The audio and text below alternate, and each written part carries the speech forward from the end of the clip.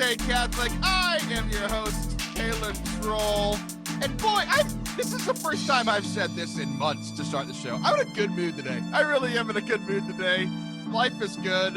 And I'm joined with a co-host who's showing me a stingray. I'm just in a good mood too. Bro. I just found this toy next to me and I'm just like, yo, I'm just going to have some fun. What, is that your toy? Is that one of your boys' toys? Dude, my boys.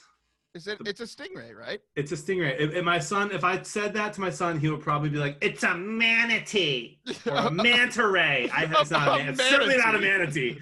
You and I look more like manatees than manta rays, but that's all. It's a manta ray, and I'd be like, "What's the difference?" And he would tell me, "I don't know." It's one of those. Yeah, well, good. I'm glad to have you in today. I've just had a great week. Like, you know, it was Father's Day, so I got celebrated then. That was fun. My wife and I had our anniversary over this past week. Happy anniversary. Thank you. I mean, it was just a good week, and I was just doing a lot of behind-the-scenes stuff. But there was something that happened this past week. I think it was this past week. It might have been a little over a week ago. You'll know the date better than I would. Because, yeah, what's that, Taylor? So you tweeted out, but you and I, over the last like 2 months or so, we've both been watching Community. And it wasn't just like the TV show Community. It came out on Netflix at the beginning of the quarantine. Me and my wife started watching it. You and your wife started watching it. Yeah. Cool. So, we watched that, and then like we watched Just Mercy, and like 3 days later y'all watched Just Mercy, and so y'all are just a few days behind us of all of our great ideas. I just kind of think like you're stealing from us, but that's a whole nother thing. No, but it's cool. We've bonded over it. We've been able to text back and forth about it, and then instead of bonding, you and I, we kind of got into it. We're having fun, but we kind of got into it because here I am. I'm laughing about the whole thing, but inside, like, part of me is laughing and the other part of me is dying inside because you were like, I'm watching Community with my wife. And what did you say? You asked like a question where you wanted people to like ask me anything, right? Yeah, they ask me anything, which is one of my favorite ways to get to know people, because you don't just, right? It's never just like, I never look at it like, ask me anything so that I can have attention on Twitter. It always turns into a conversation, like every time, like, John, what's your favorite movie? And then I'll share my favorite movie, and like 20 people that I'm friends with on Twitter will be like, that's my favorite movie. Have you seen this? Somebody from that night actually sent me a book after they said, what's your favorite book? They've literally sent a book to my house, which is one of the first books I've read in a long time. I'm currently reading it right now. It's beautiful. So that's why I did it. And I was relaxing. I was having a drink. The kids were sleeping already. And I was like, let's do this. I'm always on my phone during Community because it's such a slow-paced show. And season 4 was horrible. And so, I was just tweeting and hanging out with Jody. So, yeah, so here's what was funny. And I had a revelation later, but we have to get to the revelation later. I'm reading it, and I'm like, you've got to be kidding. I'm reading it like my wife and I were about to hang out. Like I had done some work through the day. I had done a stream during the day, hung out with my kids during the day. And like how our like family works is like neither of us can stand to watch a TV show we actually care about when our kids are awake. So we put the kids to sleep because like the interruption's annoying. So we put the kids to sleep and then we're watching the show. And like she's finishing up doing something. So I'm sitting there about to watch some show with my wife. And you're like, hey, ask me anything. And because you have 80,000 followers or whatever it is, you're getting a lot of people. So you're interacting. So I'm sitting here picturing you and your wife trying to spend time together watching Community, and you just on your phone ignoring her the whole time. And it made me upset. And I was like, please, like, and it was one of those things that I was halfway joking, but I was like, John, get off your phone, please. And then you like quote tweeted me. You were like, imagine thinking watching Community with your wife is spending quality time. Yes. Okay. So here's the thing I learned right away. You sent that, and then we kind of got into it a little bit, and it was funny. But right away, I was like, I need to just always assume the best of people, because I'm like, how dare he like come at me and how I spend time with my wife? Like, he doesn't know what else we did all day or whatever. And then later, as we kept going in my head, I was like, you know what? Taylor's a really good guy. I bet he just has a different way of viewing what this looks like. And so he was just like, why? How could that be a thing? And so it ended up being a great lesson for me as well. But continue. Yeah. And it was so like, I'm sitting there and I was first, I mean, I wasn't ever like mad or like, actually, I was just like, John, like, because here's where I'm coming from. Whenever I watch TV, this has happened primarily with two people. My love language is quality time. my primary one is quality time, and then the second one is touch. We're not going to talk about that one. Quality time is the primary one. And so like both, like when my wife and I were dating, it was long distance, so we didn't really deal with this. But like in our first like a couple years of marriage, like we would do things like, you know, just being together, whether it was watching TV or watching a movie or eating dinner or whatever it was. I would get really frustrated because like she would be on her phone or doing other things like while we're watching a show. And one, it frustrated me because then she would ask me questions about the plot of the show. And I was like, well, if you just watched it, you would have known. Yeah. But secondly, like I didn't really know this about myself, but because like my primary love language is quality time, like just being in somebody's presence and doing something together means a lot to me, right? And it kind of feels like if somebody's on their phone that they're ignoring me, even during something like TV or a movie. Yeah. When you're both already mutually ignoring each other for the same purpose. See, but I don't see it as mutually ignoring each other, right? Because we're watching it, we're engaged, and we'll talk about the show or whatever. But like being on a phone is essentially cutting me out of the conversation. So it means a lot to me, and both my wife. It wasn't really as important to her. Like now she does it more because she loves me for some reason. And like my best friend was the same way. Like he would come over to watch movies and then just be on his phone the whole time. I'm like, why are you here? Dude, you would hate me if it's a new movie that I'm into. And that's another distinction I'll make real quick. Like, so when we watch Blacklist together, I'm not on my phone, like not nearly as much, but like Community, I'm kind of over the show. She likes it more than I do, and so I'm like, let's watch this movie or this instead, and she's like, no, Community. And so our compromise is like, fine, we can watch Community, but like I'm only gonna half watch it, and it works for her. Well, I hope so. But it was interesting because like both of us were like defending what we did that day and how we spend our time and all of this stuff, and I was like, and then I asked, it's when I started realizing this, I was like, what, like, it was a weird thing because I didn't want it to be weird, but I was like, what's your wife's love language, you know? Yeah. Because essentially it's like, if it didn't bother her, it didn't bother me, right? Like, why would it bother me if it didn't bother her? Because literally all I was thinking was, you and your wife deserve some time together, right? Because I know you've been busy and all this stuff. For a minute, you pictured yourself cuddling with me. It's okay to admit. You were upset that I was on my phone. Yeah, I was very upset. So yeah, it was one of those things that you were like, I forget what your answers were, but neither of you were your love language quality time. And I was like, okay, like it's not as big of a deal for you guys as it would be for me. So I just found it interesting. And I was like, look, we can disagree on this thing and we could disagree and both be right. And that's not always an option. It's very rarely an option, right? But when it comes to love languages, all of our ways that we give and receive love are good ways to give and receive love, right? But essentially with love, like mine is quality time. So like I naturally want to receive quality time with other people, and my natural one to give is quality time. But if yours isn't quality time, then that's not how you want to receive love. You want to receive something else. Words of affirmation. Which I thought was funny because you absolutely saw what I said not as words of affirmation. 100%. Well, you know what's interesting is I forget what I actually said to you about what my wife's love language is, but whatever I said, I might have been a little misleading. Her number one way of receiving love is quality time, but she does not count watching TV as quality time. It is a top 3 favorite thing for her to do with me. It's like our number one way of relaxing. We have to fight to not do that, to go and like just have a big long conversation instead, or go do a project on the house or whatever. And so that is like a point I would have made if I had 300 characters, is her love language is quality time, but she didn't see that as quality time. So it doesn't matter that I'm on my phone. Had I been on my phone while we were having a conversation or at dinner or whatever, yeah, I absolutely would have heard it. Yeah, for sure. So I like the whole evening, like, you know, you and your, you know, you had ignored your wife while y'all hung out, and then my wife and I came and like, just, I started thinking like as I was going to sleep, and I was like, oh, okay. So we all give and receive time or love differently, right? And we all know that. But then I started thinking about like my relationship with God and my prayer, and I found this huge dichotomy within me that's really strange, and I never realized it until our conversation, was that when it comes to quality time with Jesus, like in the sense that like, so that there's like two kinds of quality time, like the TV where we're kind of not ignoring each other, but we're just together in the same room doing something. Like one of the other things that my wife, like when we first got married, like I would be like playing video games or watching a show or something, and she would be doing something else solitary in the other room. And I was like, why don't you just come do that solitary thing next to me? Right. Yeah. And I agree with you. I agree that is better. And yeah, I agree with you there. I see that. Right. So there's those two, there's that kind, and then there's obviously the quality, other types of quality time, going on a date, having conversations, other things. Smooching. Right? Yeah.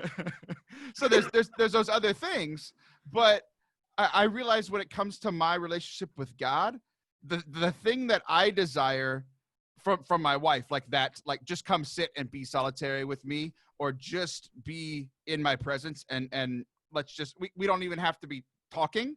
Yeah. That's the kind of prayer that I am the worst at, which is so strange because it's the thing that I'm like best at within human relationships. Like when it comes to me and prayer, it's so hard for me to go into the adoration chapel or just wherever I am, begin in prayer, and to just sit down and shut up and be with Jesus.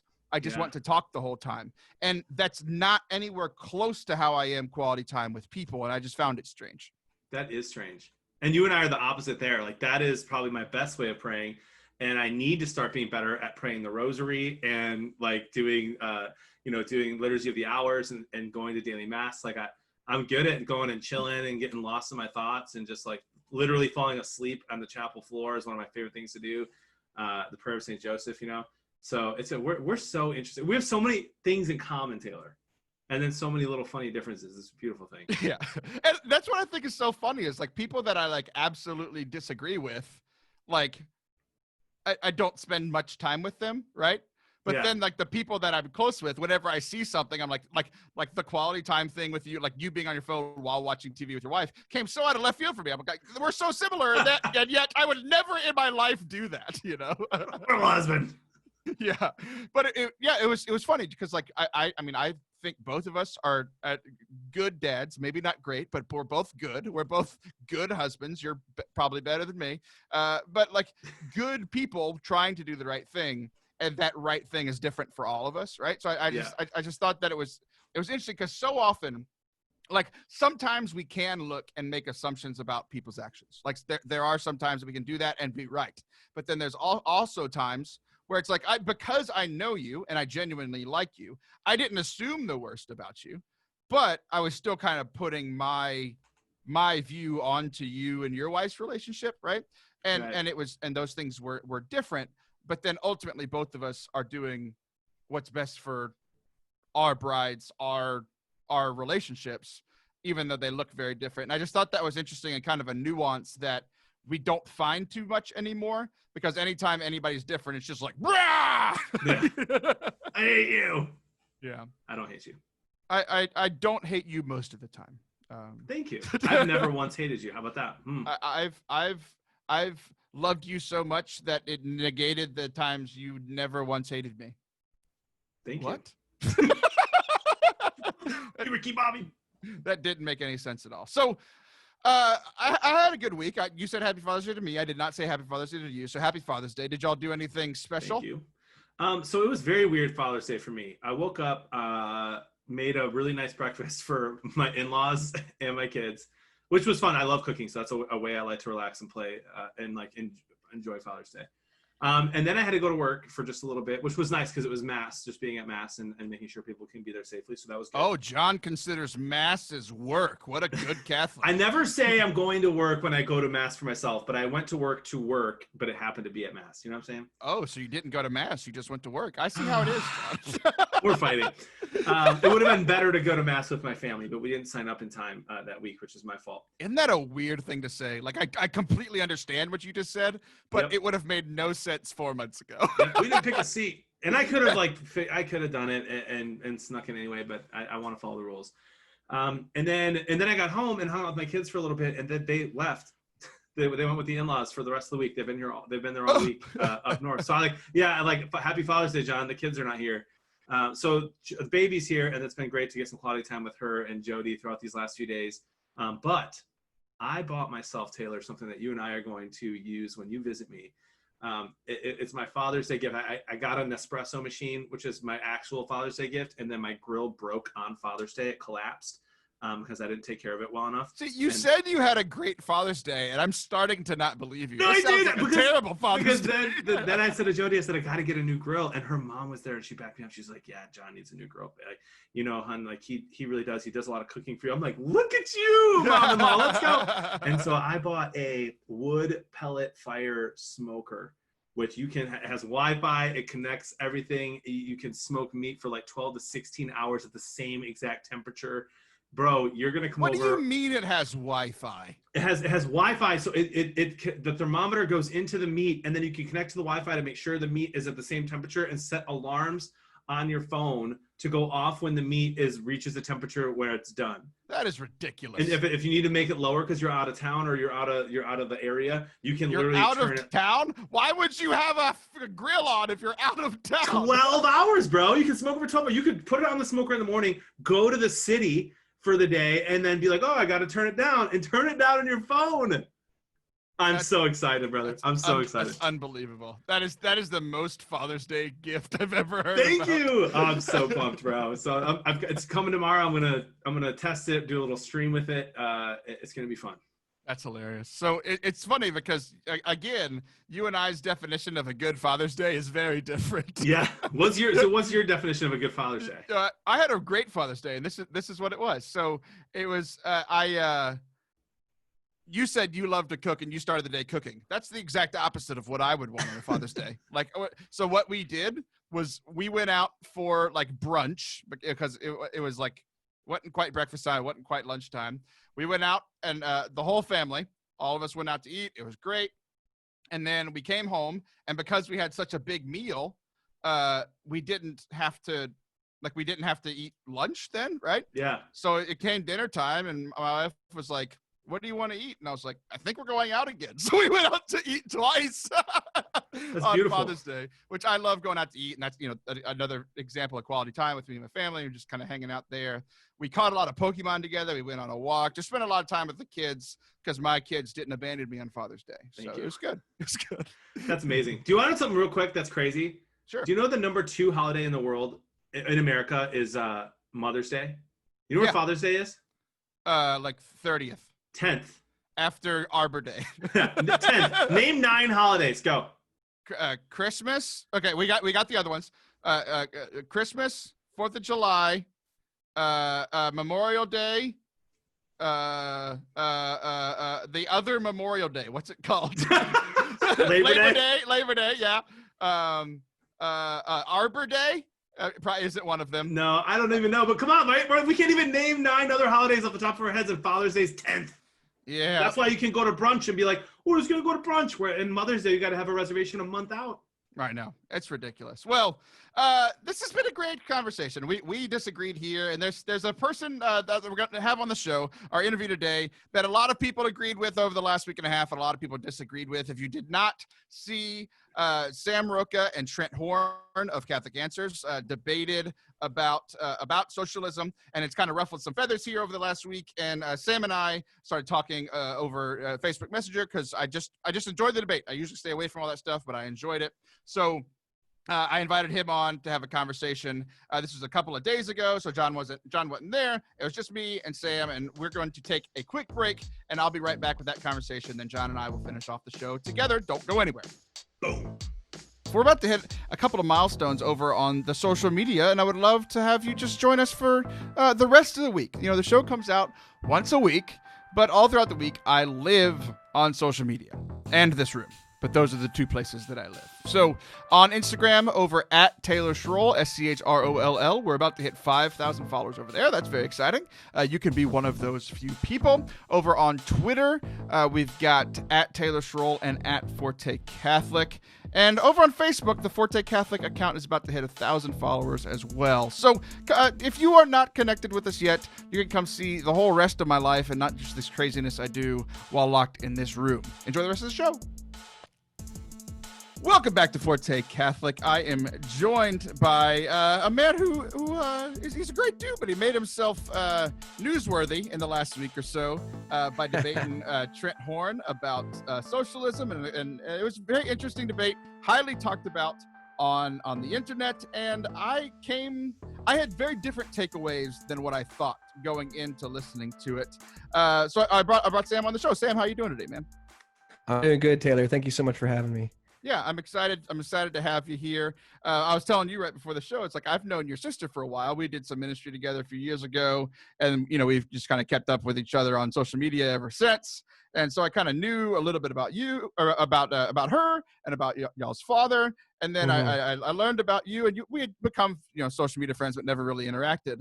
And then I heard this debate, and I enjoyed it, and I was like, that sounds like a guy I'd like to talk to. Yeah.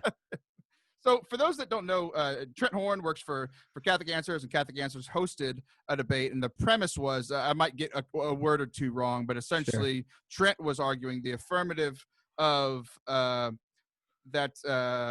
Oh my goodness, why am I blanking? You were in the debate. I should have let you do this. So the resolution was, no one can at the same time be a good Catholic and a true socialist. And he was arguing the affirmative. So he was affirming that resolution. Sure. And then so obviously you were debating on the other side. Yeah. And coming into it, I just kind of want to share some of like where I was coming from with it is like I grew up in the most red county in the most red state in America. So like very, very conservative. And then, as I was growing up, I was like, okay, I think the far right kind of annoys me. But I still consider myself right, more right than even middle. Right. And then as I started getting older, I'm like, everybody's driving me crazy. Political conversations drove me crazy. I'm not smart enough to have the conversation that you two were having in the debate. So I was like, I think I'm somewhere in the middle to the right. And then I had an experience in college where I went to a school that was very on the far, far, far left. Like, in my opinion, so far left that it wasn't even Catholic anymore. So I had this aversion to a Catholic left. And then as I've kind of gotten older and like, honestly, like, gotten to meet a lot of friends over the last 5 to 7 years, it's like, there are people that are on the left that are Catholic. And so like, obviously, like if there is a right, there has to be a left, that's just kind of how I was thinking about it. Sure. And I really appreciated your thoughts on the debate. And I think you won, to be honest. Well, this is a matter of certain amounts of controversy, and I'll be honest with you, it's not terribly important to me.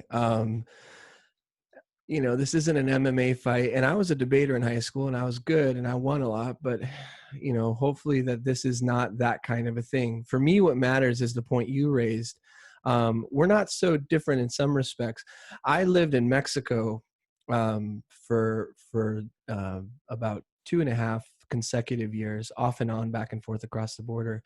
And where we lived in Reynosa, there was only one English radio channel, which was the EIB network, which, as you might know, that's Russia's network. Oh, I don't know. I'm not smart. That's why this isn't a debate. We're just no, not at all. All I'm trying to say is, like, I cut my teeth as a child during like the Clinton presidency on Rush Limbaugh every afternoon. Dr. James Dobson, Focus on the Family, Dr. Laura Schlesinger. I definitely came up seeing myself as a young conservative, as on the right. I was so far right that I thought George Bush was too far to the left of the Republican Party. I wrote in Alan Keyes as my very first vote in 2000. I read Pat Buchanan. I watched Firing Line when I could get it on YouTube, William F. Buckley Jr. So like my point of view as a Catholic, it resonates with yours in the sense that like I did grow up, I think, in a kind of intellectual age where first things and like all this stuff, the right excited me about ideas, actually. And so my movement to the left and definitely my role in this debate was not meant really to give a counterbalance to that so much as to say, look, someone like me who went to Franciscan and who has the ideas that I have isn't coming to you from, Richard Rohr or James Martin or, the outskirts of Gonzaga or Georgetown. I don't know, frankly, the left there very well at all. But I have come to certain principled views, and I've also discovered within, you might say, the conservative tent, a place where there is a particular kind of Catholic leftism that is deeply faithful, that's deeply devoted, and it's actually pretty radical. And I would say arguably more radical than the more activist leaning voices we're used to hearing to on the left. And so I came to represent that view and that experience in my own life when I came to the debate with Trent. Who won? That's up to the viewer, you know.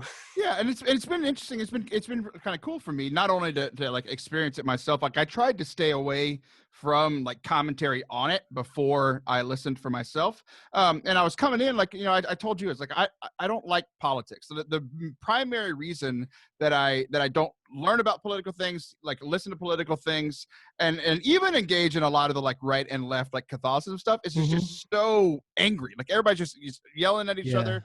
And I was like, well, like I know Trent's been on the show. I know the guys from Catholic Answer, and I know your family. So like just what I knew, I was like, this isn't going to be a yelling match and be just kind of petty and annoying, right? This is going to be two guys that, you know, like I've known a lot from Trent, and I know your family, like just two places that I respect, that I was like, okay, let's listen to it. And I came away from it. The reason I think you like won that specific debate, like specifically on, you know, can a good Catholic be a true socialist, is that you just gave 3 examples of people who are saints. So like, I think the saints are our good Catholics, right? And like, not only did that quote unquote win the debate in my eyes, but it opened my eyes to be like, oh, I grew up where capitalism is just the best, right? And I kind of always thought that. And like walking away from listening to the debate, I was like, okay, I'm opened up to this idea of like good Catholics can be true socialists. And then I started thinking like, which is, you know, it's like you gave that argument like within the first like 10 minutes that you had. So you had already won the debate to me. So then in my mind, like I was like, okay, which one of these is best as a Catholic? Because that's just how I'm listening to it. Like I want to be the best Catholic. I'm not good at that, and I think everybody listening knows that, but I would like to be the best Catholic I can. I'm with you on that too. Yeah. So which one's the best? Is it capitalism and it has its flaws? Is it socialism and it has its flaws, but both have upsides? And it's like, and again, I found myself like as a Catholic that I don't really have a home on the right or the left. Sure. Like, but it opened my eyes to start thinking about like what is the benefits of socialism. You started sharing some of that. And my primary takeaway, like I was saying, was just like, okay, there are some things within socialism that are answering the call of the gospel that capitalism isn't.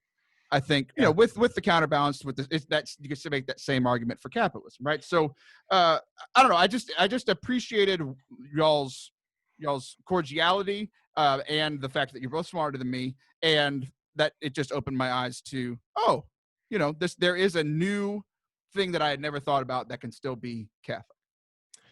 Yeah, I appreciate that takeaway, and I the only thing I don't like is you saying that you're not smart enough for this. The only thing I probably disagree with of what you said there, if you don't mind me kind of pressing a bit, is I completely understand people's aversion to politics because of how nasty it is, and it makes your stomach feel weird, and you don't want to be in that kind of relation with other people. But I think that desire to avoid negative relations with others is itself conceivably a politics.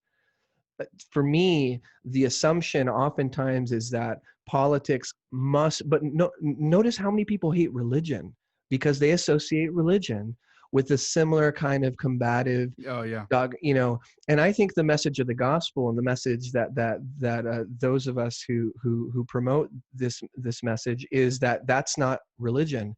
And I think we can also see the fact that that's also not politics. And then when we go deeper, I mean, how can you read the Magnificat without politics? You know, I mean, just the idea that he has scattered the proud in the conceit of their heart.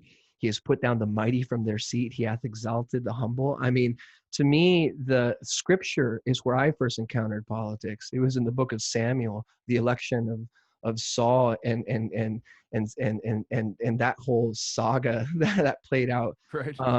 The infancy narrative is just completely shot through with politics. So for me, I would argue that people who are religious but don't like politics, in many cases, may have access to a politics that they themselves don't quite realize. And so by pushing off against it all and being maybe apolitical or not wanting to get into it, they might miss an opportunity to give a certain kind of testimony to the gospel that I think is in our tradition, you know. And I think this is where maybe Trent and I really disagree at a more fundamental level. You can't quite have a debate over it because you can't get really clean terms on it. But like, I think there's a certain worldview in the United States in particular that understands the political in a very certain kind of a way. But I think there's a way to think of the political that might be a bit different. And so you'll notice that like a lot of the criticism that I've received, and I'm thankful for it because it helps me understand myself better, is that I didn't give like a really hard definition of socialism. Mm-hmm. And you'll notice that my meaning of socialism section was about alienation and the order between capital and labor and the way this plays it out in private property, which you might say is really soft. But your aversion to a politics that's harsh and combative is kind of the reason why I wanted to present a kind of soft politics, you know, because when you look at like the three people I mentioned, now Forsadi was literally punching fascists. So I don't think the dude was like soft, right? Yeah. But he represented a kind of hard, soft politics. Whereas Camara in Brazil was deeply moved by the impoverished people in the favelas of Brazil and the fact that they just didn't have food to eat, you know. And I think there's a certain softness of heart that we need to have in our politics. So you might say that if you're not comfortable with the left, you could say that I want to oppose the kind of hard politics of the right and of, in particular, of the American political imaginary, with maybe a softer politics that I think is more representative of the way the world probably more, like only in America are there GoFundMes because people get sick. And as someone who lives in Canada, it crushes me because I'm from Texas like you, right? And I have all my family and all my beloveds are in the United States. And every time I see a GoFundMe, I've even started one for a friend who got cancer. It kills me. Why is this society so hard of heart that it doesn't see the public and social nature of health, right? That's my politics. And that's the politics I wanted to bring to the table. And I think that's where probably Trent and I disagree. But we probably couldn't have a clean debate about it because there aren't hard definitions for that kind of stuff. Right. Yeah. And one of the things that you're bringing up is that, hold on, let me gather my thoughts real quick. I'm gonna stop the clip. There's so much that I don't want to see what direction I wanted to go. Let's see. I know the joke that I want to start with, but I forgot the real place I wanted to go. Hey man, the jokes are always good, especially when I'm being boring and moralizing. Oh no, it's fine. Yeah. So now, I've been told before that I need to be more political by a man named Pope Benedict XVI, and I've always felt guilty about it. And now I'll think about you every time I'm not engaging in politics because you're making me feel guilty as well. Hallelujah. But like, what's interesting is like the conversations that I am able to have, both about like politics and religion. Like obviously, like I work in faith-based things like almost my whole life, and even faith-based things I got out of like sharing on social media for two reasons. One, because of the ugliness that I was talking about with politics, right? Just kind of people yelling at each other, like wondering the effectiveness of it. And then three, there was no nuance left, which is why I like this form, like two people having a conversation that's longer than 140 characters or whatever we're doing on social media. And it's also why I liked the hour-long debate that you and Trent had. You were able to both kind of go into more depth. So let's dive into because I know, like, just coming from assumptions, like especially like where I grew up and where I am, that a lot of like Catholic media and a lot of just Catholics, especially in the South, just where my experience is, do more to the right and have an aversion even to left within Catholicism. And I think the thing that I've been like ever since college that I've been kind of opened up to is realizing that I don't really have a home in any political structure, right? Like there are things from the gospel that Republicans affirm. There are things from the gospel that Democrats affirm. And you can't, no matter which party you pick, you can't have all of the gospel. You can't have all of the Beatitudes. You can't have all of Christ's teachings. You can't have all the church's teachings in one.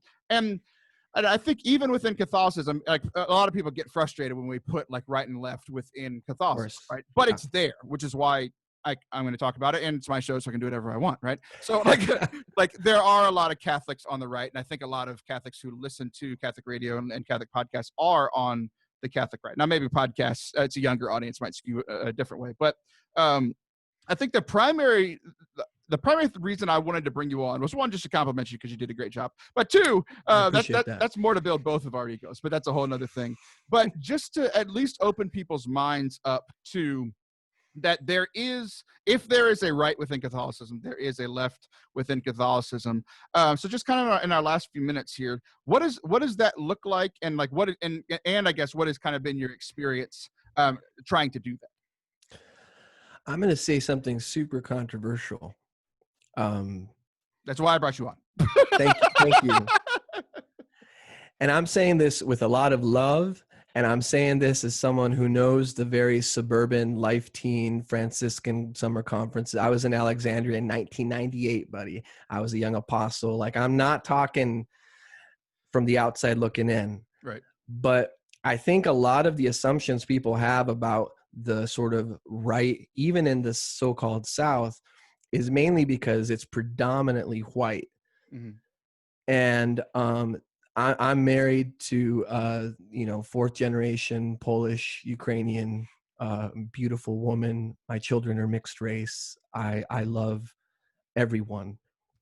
But I do think that, for instance, in the Rio Grande Valley, if you keep driving south, demographics are going to change, and so are the politics. And I think a lot of times the narratives as to why don't come from the people themselves. I know the right-wing politics is that, because they get all the handouts from the Democrats, and that keeps them on the dole, and that keeps them voting for Democrats. Fine. There's probably a lot of truth to that, but that's only the narrative that's coming from the right. There's also a narrative that comes from the left, and that narrative is historical. Cesar Chavez, whenever he's appealing for workers in the fields out in California, Dorothy Day and the worker and the Catholic workers movement, including one of the most successful houses in Houston, and where their newsletter comes out. A lot of the black-white labor alliances between Christians, not Catholics usually, but in this case, our brothers and sisters from the Protestant churches. Labor politics in the United States, including the civil rights movement, when priests and nuns walked arm in arm with Dr. King and suffered and cried whenever Birmingham happened and all these things. This is where the church has been, and Texas, by the way, has been of this sort of kind of labor politics, blue collar. LBJ comes out of Texas, Ann Richards comes out of Texas. The revisionist history from a very particular social class that's coded in many cases by race. And I'm saying this as a person who played on the basketball court that used to be Our Lady of Guadalupe Chapel whenever St. Patrick's Church in Brady and Our Lady of Guadalupe Chapel were segregated small town parishes. Right. I was mentored by Father Sam Holmesy, who in Ballinger, Texas, abolished the race divide without telling the Bishop of San Angelo. So, like, I'm speaking with a lot of affection and a lot of roots and a lot of blood from this place. I'm in Canada, but I'm with you right now in Texas. Right. Yeah.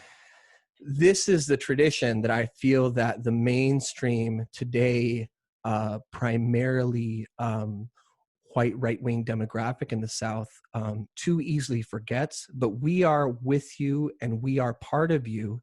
And if you could open your imagination and also your arms to this history and to these people and to these experiences, I don't think necessarily you'll go left, but I do think your politics will radically change, because you'll see what it means to advocate for workers' rights whenever you're advocating for workers in bodegas and in fields and not doing tech and this, that, and the other.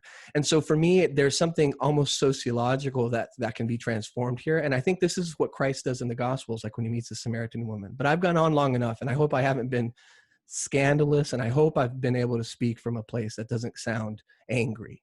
Yeah, no, you haven't sounded angry, and I think the biggest thing, and I felt challenged by a lot of things that you've said in the debate with Trent, and I felt challenged today, and I think we all need to, and like I said, for better or for worse, it's who I am. Like I don't like the going back and forth and the angry of it. So I think the fact that we can have a polite conversation, you can share these things, is what is going to help people. It's helped me. I just speak for myself. It's helped me in the last week and a half just to be challenged in a good way, because people don't like to be yelled at. They don't like to be told you're doing this wrong and you need to change. And that's like Jesus did that sparingly, right? And That's he did right. that with the people in power and the Pharisees and kind of the political and religious leaders. I'm not a political or religious leader. I mean, like, and most people listening aren't either. It's just kind of the normal people. Jesus spoke to normal people in a way that was challenging, but loving, right? And I think what challenges me the most about what Jesus did, though, in the Gospels in terms of his emotions? My favorite line in Scripture is 2 words: Jesus wept. I mean, to me, there's almost more passion there than in the Passion, because Calvary is such a setup, right? You know, we're telling them to get ready. It's kind of like, you know, it's you know, but Jesus wept. The fact that he just on a drop of a dime just started crying because he missed his friend. And to me, this is what I think the soft politics I've been talking about. This is the real font. It's not really primarily, it becomes anger. Yeah. And sometimes that anger is righteous, by the way. But I do believe that at the very source of this is a profound, in some cases, sadness and suffering. And the call to those who are perhaps accepted from that at times is that you have to come down and suffer with and be with those amongst you who are going through that. And I think anyone who goes through that experience has to have their life transformed, not only religiously, and I think that's part of it, but also politically. And that's my politics. Yeah.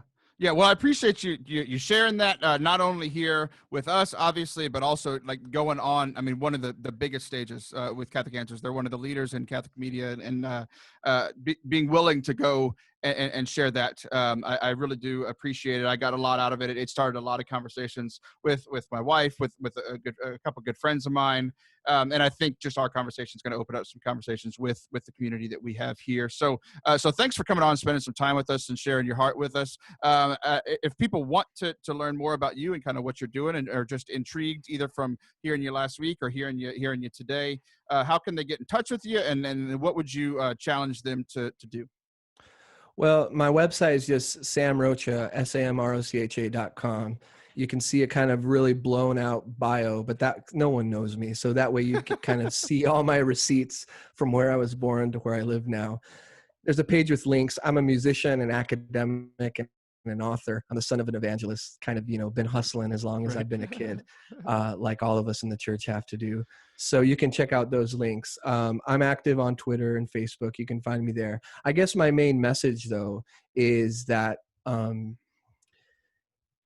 it's true that, like, in Christ, there is no East and West. And I think there's a sense in which, like, there is no left and right. Mm-hmm. But whenever there being no left and right, no politics, no tension, means that we have no ability to feed the hungry and to clothe the naked. Well, then all of a sudden we're hiding behind that, I believe. And, you know, I feel that in 2016, I kind of sinned a sin of omission, because I did a lot of watching and a lot of smart commentary. But in the end, because of my right-wing Catholicism, in the end, I couldn't quite do what I think I needed to do then. And I think people know what I'm talking about. I'm not going to make that same mistake this time. And I'm proud to make it as a Roman Catholic, as a professed cradle Catholic. And I hope that my message today isn't just seen as some soft politics, but like I'm talking real politic. And I think people know what I'm talking about. And so I just pray that we can all form our consciences as the church teaches us and do what's right. For sure. All right. Thanks a lot, man. I do appreciate your time, and I will be right back. So do not go anywhere. All right. I'm back. I have some sad news to share with you. For the last almost 4 years the show has been going on, we have had a 5-star rating on Apple Podcasts, but we've had some trolls recently, and they've brought it down to a 4.5. And I don't like 4.5. It's much higher than my GPA was, but that wasn't on a 5-star scale because it would have been much worse in that case. But anyway, here's what I need. I need you to do me a favor. I need you to go into your Apple Podcast app and search Forte Catholic. It's weird. You can't do it like if you're already listening to it. You have to search Forte Catholic, go over to it, leave a 5-star review, say something nice and kind. If you don't have anything nice and kind about me, say something nice or kind about a guest or co-host or something. It would really help. I want to get that 4.5 to go away. Please help me. Welcome back to Forte Catholic. I am rejoined by Catholic bearded man Jonathan Blevins. The beard is like back. I love it, dude. The Ranare is back, which means John is back. Wearing the new Ninja merch. I think you know that guy. That's really cool that you got it. Looks great. I love it. So you didn't have a chance to be in the interview, but you did get a chance to listen to the interview. Was there anything that stuck out to you? Anything that you wanted to respond to? Any interesting thoughts that came out of that conversation with Sam? Sure. Yeah, you did a great job. Sam did a great job as well. And unfortunately, I have not had the chance to listen to the debate with Trent Horn. It was one of those things I was telling you earlier that like I saw it happening. I saw the debates on Twitter, and I hate not being part of the conversation, or at least being educated on the conversation, so I can see who I agree with and don't agree with on Twitter, and then passive aggressively like those tweets. You do that too, huh? I don't, bro. I hate when people do that to me. I'm like, stop liking the person's tweet and tell me what you think. But anyway, so I listened to the interview that you did though, and it was interesting. It was good. Here's the thing. I listened to the interview and I'm thinking like, so you guys kept talking about you both of you kept using words like Catholic left, Catholic right.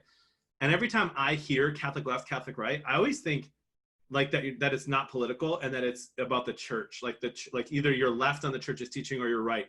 Either you interpret them incorrectly and you're on the left, or you interpret the church's teaching correctly and you're on the right. You're Orthodox. And so using it in the way you guys are using it of like political left and right and being Catholic, it took me a few minutes to realize that that's what you were actually talking about, because I was like, no, the Catholic right is correct. The people who are Orthodox, who believe in what the church teaches. But no, you were talking about politics, which is great, and then obviously socialism. But here's the thing that I found interesting, and this is why I'm really excited to go back and actually listen to the full debate, because everything that Sam said in your interview with him, he talked about different saints that have changed the world because of their maybe more left political view. And he talked about growing up and seeing different diversity and being a part of different movements that helps to end racism. Like those are awesome things. He talked about healthcare in particular, and how he's in Canada and he saw that there's healthcare there, and that he sees GoFundMe in America and thinks like, what is wrong with those people? And so I look at all that, right? And I'm like, well, yeah, that's Catholic, right? Like the Catholic way of looking at is that people should have healthcare, like that we should help people. How that happens, now that's where I think the debate goes, and that's where I'm excited to hopefully they maybe address some of that in their debate, because I think that's like the core of it. Everything he said, I was like, dude, yes, I am passionately Catholic about all of those issues, and I do realize that on the left side and on the right side of politics that you can find some truth in the Catholic Church in both, and so I'm really excited to go back and actually listen. But I thought you guys did a good job. Well, thank you. And it's interesting, it's funny. I think there might be one point that I was trying to make that didn't come across to you, and maybe it didn't come across to other people. So I'm glad we're talking about it. Like when it comes to like right and left within the Catholic Church, most of my life I grew up with the same understanding that you just shared, right? That the right was Orthodox and the left was bad. But what I've seen as I've been kind of growing and learning a lot of these things is that like the Catholic right tends to it is political, so I get what you're saying, right? But like anti-abortion is absolutely on the Catholic right? Like as it, not that the Catholic left doesn't, you can't be Catholic and be pro-choice, right? Yeah. But like when it comes to what is pushed the most on the right, it's pro-life. On the left, it's things like taking care of people who can't take care of themselves due to healthcare stuff, right? And funds for that side. So like essentially kind of where you ended. So like I think our verbiage is just different, but essentially like somewhere in the middle is Catholic, right? And I Yeah. think that's the biggest realization that I've had over the last like decade or so, is coming from where politically and like within the church, like on the far right, super orthodox. But what's crazy is like taking care of the poor and all of the things from like the Sermon on the Mount is also orthodox. Right. But but just from our experience within the church, it kind of seems like people who like we all have our callings in life, and a lot of people are called to like be headliners in the pro-life movement, right? But it also seems like in the church, people who are like the same kind of spokesmen and headliners for taking care of the poor are kind of seen as not orthodox, and that's strange to me. And I want to kind of bring everybody back to the middle is my goal. So. Yeah, same, dude, same. And I really am hopeful that, like, just in general, and we don't have to keep talking about politics, but like that in the future we'll be able to, like, I would like to be able to comfortably endorse a political person. And right now I just can't. Like, Bernie Sanders when he was running, like, there's so many things about that I just can't. Like, and with Trump, I can't, like, with immigration and things, right? And so I'm just like, man, it would be nice if someday I could endorse someone and feel like I am not compromising my Catholic values. Right. No, I'm totally with you. That's what I was telling Sam. I just feel like I don't have a home when it comes to that kind of stuff. So, yeah, which kind of makes me feel badass. Yeah. And, you know, it's like, you can't put a label on me.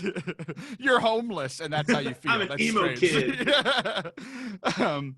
What's interesting too, and we'll transition to this. So you were talking about how like you didn't have time to listen to the debate. You had this desire to, but you were super busy with, you know, your church is opening back up or starting to open back up and all of these things, right? So you and I were talking just a little bit before the show about busyness. And so I wanted to kind of get your thoughts on how you are, because you said something to me that I thought was interesting. You're like, I'm busy. I'm super busy and kind of overwhelmed, but you also said you're in a really good mood and things aren't going crazy. And usually when I'm overwhelmed, I'm grumpy and frustrated. If you don't believe me, see the last 3 months of Forte Catholic podcast.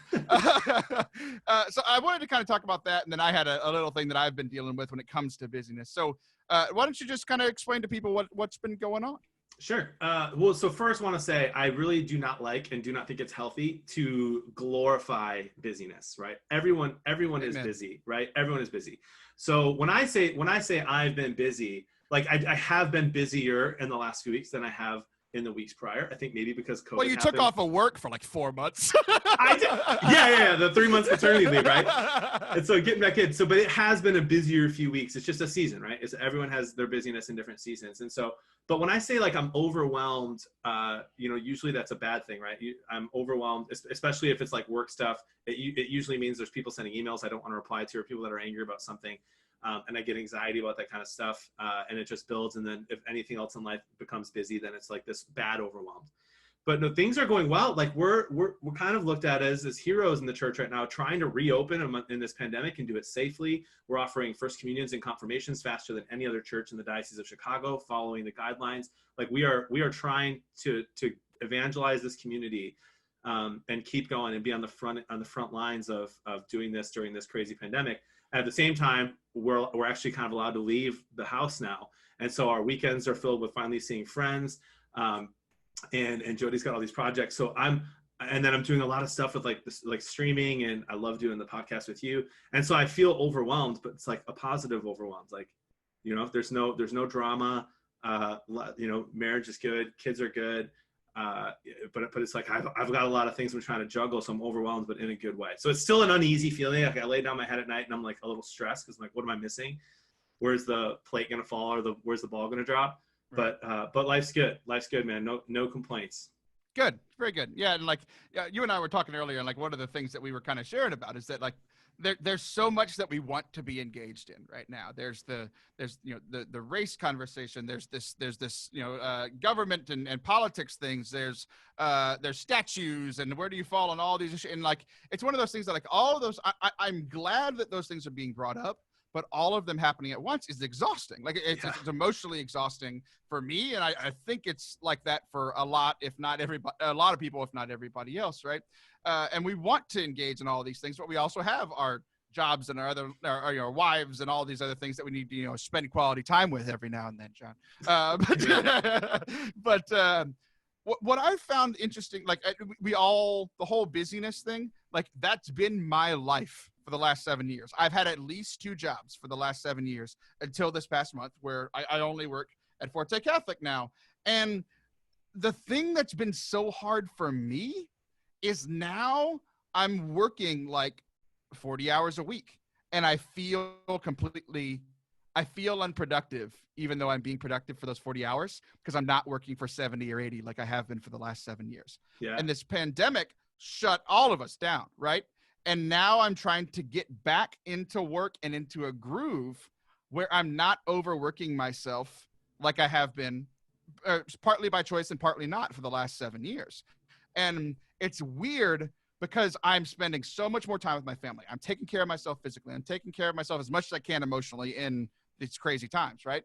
But it's this guilt of not working as much as I used to. Yeah. But knowing that it's better for me, and I'm just unsettled about that. Yeah, 100%. I mean, but wait until you start doing your 20 hours on top of that, because you're just going to do it, Taylor. Right? You're going to start going back to Forte gaming, and you're going to get 20 hours on there, and you're going to be right back in that same boat, bro.